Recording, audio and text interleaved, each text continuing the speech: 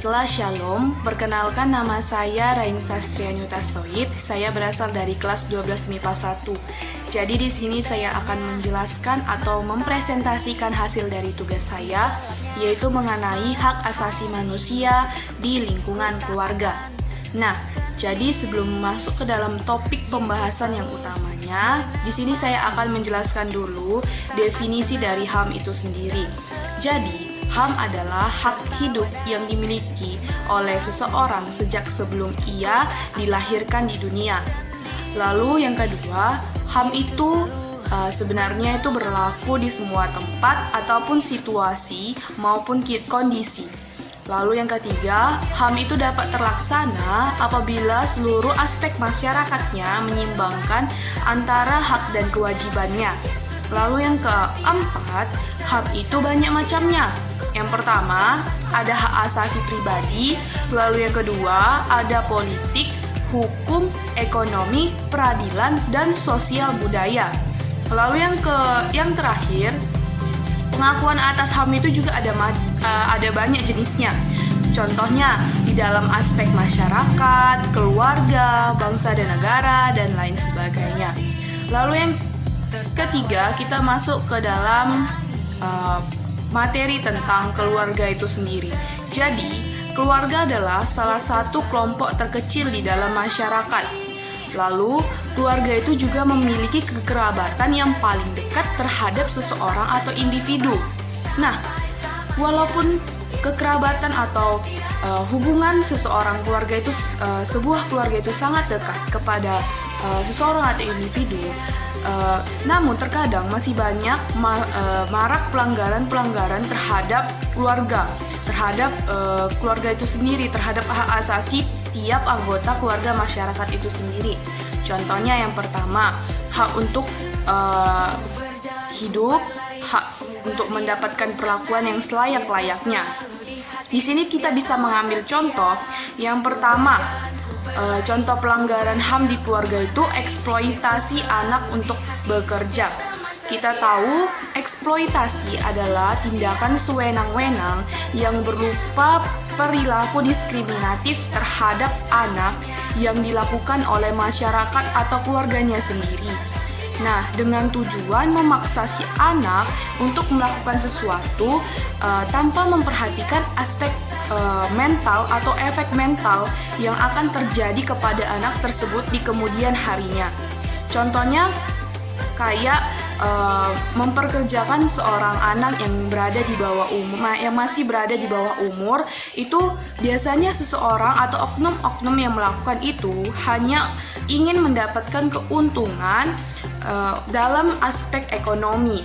Nah, lalu anak-anak yang dipekerjakan ini, mereka dipekerjakan dengan paksa dan dengan iming-iming kalau seorang atau oknum-oknum yang melakukan ini tidak bisa membiayai anak-anak tersebut untuk sekolah, atau ekonomi mereka sedang tidak berkecukupan untuk anak tersebut mendapatkan perlakuan yang layak, sehingga itulah yang memaksakan mereka untuk mempekerjakan anak-anak tersebut.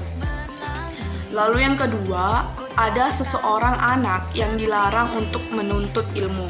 Nah, sebenarnya kejadian ini hampir sama dengan kejadian yang ada di atas tadi, problema yang ada di atas tadi, bahwa anak-anak itu dipaksa oleh orang tuanya atau sanak saudaranya untuk bekerja dan membantu mereka mencari uang, sehingga anak tersebut tidak bersekolah lagi atau putus sekolah. Nah, dari kasus ini kita sudah dapat menyimpulkan bahwa hak untuk anak tersebut mendapatkan pendidikan yang layak sudah dilanggar oleh keluarganya sendiri atau oleh orang-orang terdekatnya sendiri. Lalu yang ketiga, ada kekerasan di dalam rumah tangga atau yang bisa kita sebut dengan KDRT. Nah, jadi kekerasan dalam rumah tangga merupakan cikal bakal terbentuknya kepribadian anak yang broken home. Nah, yang dimulai dari pertengkaran antara ibu dan ayah yang membuat seorang anak tidak nyaman dan tidak damai lagi untuk hidup atau tinggal bersama orang tuanya. Makanya sekarang, di masa sekarang, banyak anak-anak yang broken home itu memiliki jiwa-jiwa yang pemberontak, dan mereka itu memiliki sikap yang cuek. Nah, hal itu terjadi karena depresi hebat yang pernah mereka alami di dalam hidupnya dan mengubah mental mereka itu sendiri. Oke, jadi selanjutnya pandangan Alkitab tentang pelanggaran HAM itu yang pertama, kita mengambil ayat dari Amsal 11 ayat 29 di mana isinya, siapa yang mengacaukan rumah tangganya akan menangkap angin, orang bodoh akan menjadi budak orang bijak. Nah, maksudnya dari ayat ini apa? Yang pertama itu seseorang yang suka sekali menghancurkan atau memperdebatkan segala sesuatu yang sepele meskipun ia tahu bahwa hal tersebut dapat mengacaukan kehidupan keluarganya sendiri dan akan mengakibatkan efek depresi yang mendalam bagi anggota keluarga yang lainnya. Itu sama saja ia akan disebut sebagai orang yang bodoh, karena apapun yang akan dilakukannya akan terjadi secara sia-sia. Lalu yang kedua, 1 Timotius 5 ayat 8, di mana isi Alkitabnya, tetapi jika ada seseorang yang tidak memelihara sanak saudaranya apabila seisi rumahnya, orang itu murtad dan lebih dari orang yang tidak beriman. Maksudnya adalah, baiklah kita menjaga keutuhan kekeluargaan kita. Kita mengasihi keluarga kita, menolong mereka ketika mereka membutuhkan pertolongan kita, dan tetap mencerminkan iman kita kalau kita sungguh-sungguh menyayangi dan takut akan segala ketetapan yang telah Tuhan berikan kepada kita. Lalu yang selanjutnya itu sikap kita sebagai seorang remaja Kristen terhadap pelanggaran-pelanggaran HAM yang barusan saja dijelaskan. Yang pertama, kita harus bersyukur akan segala hal yang kita punya. Kita tahu tidak semua orang itu sama seperti apa yang kita rasakan saat ini, sehingga kita harus bersyukur atas apa yang kita punya, atas apa yang kita miliki.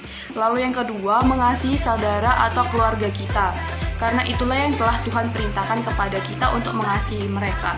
Lalu yang ketiga, menyimbangkan segala kewajiban dan hak kita di dalam keluarga. Maksudnya itu adalah, kalau kita, contoh seorang anak, kita berkewajiban untuk menaati orang tua kita, maka hak kita itu adalah mendapatkan kasih sayang dari orang tua kita.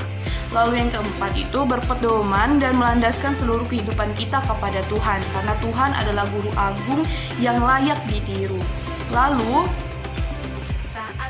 oke, mungkin itu saja yang bisa saya sampaikan. Terima kasih sudah menonton, terima kasih sudah menyaksikan. Tuhan Yesus memberkati.